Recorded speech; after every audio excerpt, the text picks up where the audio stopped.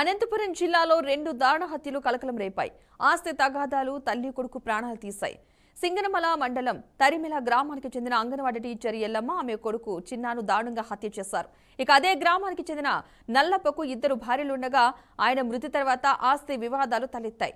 రెండో భార్య ఎల్లమ్మను ఆమె కుమారుని మొదటి భార్య కుమారులు హత్య చేసినట్లు గ్రామస్తులు తెలిపారు.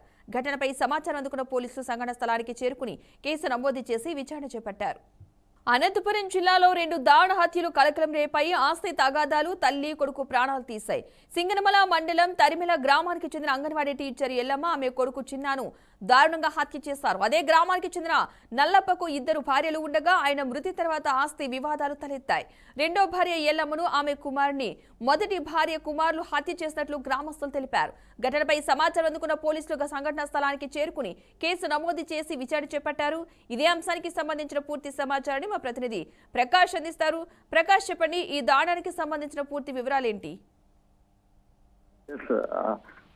అనంతపురం జిల్లా సింగనమల మండలం తరిమెల గ్రామంలో ఒక తల్లి కొడుకుని అతి దారుణంగా కిరాతకంగా హత్య చేయడం జరిగింది. అయితే తరిమెల గ్రామానికి చెందిన ఎల్లమ్మ అనే అంగన్వాడీ టీచర్, ఆమెకు చిన్న అనే కుమారుడు కూడా ఉన్నాడు.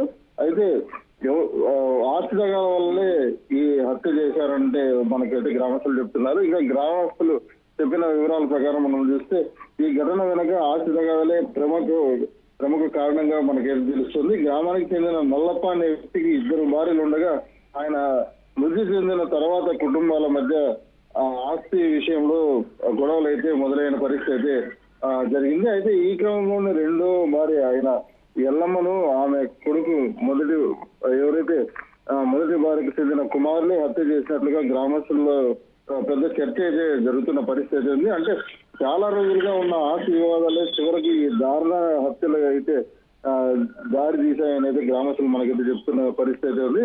అయితే మొత్తం మీద చూస్తే సమాచారం అందుకున్న పోలీసులు అయితే వెంటనే సంఘటనా స్థలానికి చేరుకొని కేసు నమోదు చేశారు. అయితే మృతదేహాలను పరిశీలించి కేసు నమోదు చేసి ప్రక్రియను అయితే వాళ్ళు కొనసాగిస్తున్న పరిస్థితి ఉంది. ఇంకా పూర్తి వివరాలు ఇంకా కాసేపట్లో మనకి తెలిసే పరిస్థితి.